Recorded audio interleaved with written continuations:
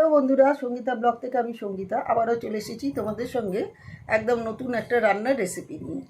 সেটা হলো ডুমুরের ডালনা। ডুমুরটা অনেকেই পছন্দ করো না, কিন্তু ডুমুরটা ভীষণ আমাদের শরীরের পক্ষে খুব উপকারী একটা, কিন্তু এই ডুমুরের কোনো অপকারিতা নেই। আর যাদের হার্টের সমস্যা আছে বা উচ্চ রক্তচাপ আছে তাদের পক্ষে কিন্তু খুব উপকারী এটা। এছাড়া তো নখের যত্নে, ত্বকের যত্নে, সমস্ত ব্যাপারেই কিন্তু ডুমুরটা, নামে ডুমুর হলেও কিন্তু এর উপকারিতা অনেক।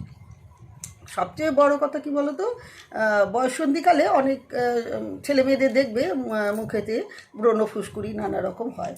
তাদের বলি, তোমরা যদি ছোটো ছোটো ডুমুরগুলো, সেই ছোটো ছোটো ডুমুরগুলো একটু বেটে গালেতে প্রলেপ দিয়ে রাখতে পারো, তাহলে দেখবে ওই সমস্যাটা থেকে তোমরা মুক্তি পাচ্ছ। তাহলে চলো আজ সরাসরি আমার সঙ্গে থাকো, দেখতে থাকো আমি কিভাবে এই ডুমুরের ডালনাটা রান্না করি। যারা ডুমুর খাও না তাদেরও বলি যে একদিন তোমরা আমি যেভাবে ডুমুরের ডালনাটা রান্না করছি সেভাবে করে খেয়ে দেখো, আশা করি তোমাদের নিশ্চয়ই ভালো লাগবে। তাহলে আর কথা না, চলো আমরা সরাসরি চলে যাই রান্নাঘরে। তাহলে চলো রান্নাটা শুরু করা যাক। এই দেখো, প্রথমেই নিয়ে নিতে হয়েছে ডুমুর। আমার এই ডুমুরগুলো একটু ছোটো ছোটো বলে দু আধখানা করে কেটে নিয়েছি। যদি একটু বড় হতো তাহলে কিন্তু এটা 4 টুকরো করে কেটে নিতে হবে আর ভেতরে বীজগুলো ফেলে দিতে হবে। এখানে দেখো ডুমুরগুলো আমি কেটে নিয়েছি এবং একটু হলুদ জলে ডুবিয়ে রেখে দিয়েছি, তাতে ওই ভেতরের বীজগুলো যে রয়েছে সেগুলো অনেকটাই ছেড়ে যাবে আর ওই কষটা হবে না। আর এখানে আলুও কেটে নিয়েছি ছোটো ছোটো করে। এখন চলো রান্নাটা শুরু করা যাক। এখানে দেখো ডুমুর আর আলু আমি সেদ্ধ করে নিয়েছি। তোমরা চাইলে এখানে ছোলা সেদ্ধও দিতে পারো, আগের দিন রাতে ছোলা ভিজিয়ে রেখে তাতে ছোলাটাও দিতে পারো। আর নিয়ে নিচ্ছি এখানে টমেটো কুচি, জিরে, লঙ্কা, হলুদ, আদা বাটা, তারপরে তেজপাতা, শুকনো লঙ্কা, গোটা জিরে আর হিং। এছাড়া তো স্বাদ অনুযায়ী লবণ আর মিষ্টিটা লাগছে। এখন দেখো কড়া চাপিয়ে দিয়েছি। এখন দেখো কড়ায় গোটা জিরে, একটা শুকনো লঙ্কা, দুটো তেজপাতা, তারপরে দুটো এলাচ, টমেটো কুচি সব দিয়ে দিয়েছি। এর সঙ্গে বাকি যে মশলা, ধনে জিরে, লঙ্কা গুঁড়ো, হলুদ গুঁড়ো, এগুলো সব দিয়ে দিলাম। আর এরপরে দেখো স্বাদ মতো লবণও দিয়ে দিলাম আর একটু মিষ্টি দিয়ে এবার এই যে সেদ্ধ ডুমুর আর আলু সেদ্ধটা একটু দিয়ে দিলাম। দেখো এখানে এখন চিনিটা দিয়ে দিলাম। একটু মিষ্টি হলে ভালো লাগে, নিরামিষ যে কোনো তরকারি একটু মিষ্টি হলে কিন্তু খেতে স্বাদ হয়।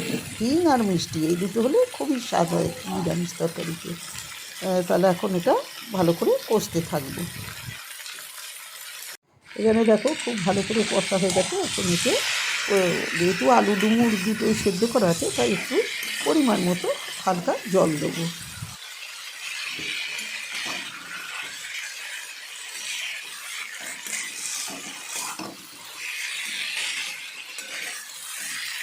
তোমাদের বলি, তোমরা যেখান থেকেই দেখো তোমরা অবশ্যই আমার কাছের দূরে সকল বন্ধুদের বলছি, যদি ভালো লাগে তাহলে অবশ্যই করে কিন্তু লাইক, শেয়ার, কমেন্ট দিতে একদম ভুলবে না।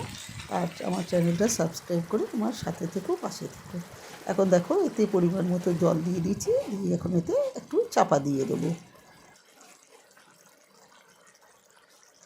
এখন দেখো হয়ে গিয়েছে। এখন এতে আমি একটু পরিমাণ মতো স্বাদ মতো ঘিও দিয়ে দিলাম। দেখো আজকের রেসিপি ডুমুরের ডালনা একদম রেডি তোমাদের জন্য। তোমাদের আবারও বলি, আমার কাছের দূরে সকল বন্ধুদের বলি যে তোমরা অবশ্যই করে আমি যেভাবে করলাম একদম খুব সহজ পদ্ধতিতে এভাবেই তোমরা একদিন বাড়িতে এই রেসিপিটা করে দেখো। আশা করি নিশ্চয়ই তোমাদের খুব ভালো লাগবে। তোমরা এতদিনে নিশ্চয়ই বুঝে গেছো যে আমি আমার প্রতিটা রান্নায় কিন্তু একদম ঘরোয়া জিনিস দিয়ে, বাইরে থেকে কোনো আড়ম্বর করে করতে হয় না। তা তোমরা এভাবেই করে দেখো, আমি আশা করছি নিশ্চয়ই তোমাদের ভালো লাগবে। তাহলে আজ এই পর্যন্তই। সবাই ভালো থেকো, সুস্থ থেকো, আর আমার পুরো ভিডিওটা দেখার জন্য সবাইকে অনেক অনেক ধন্যবাদ।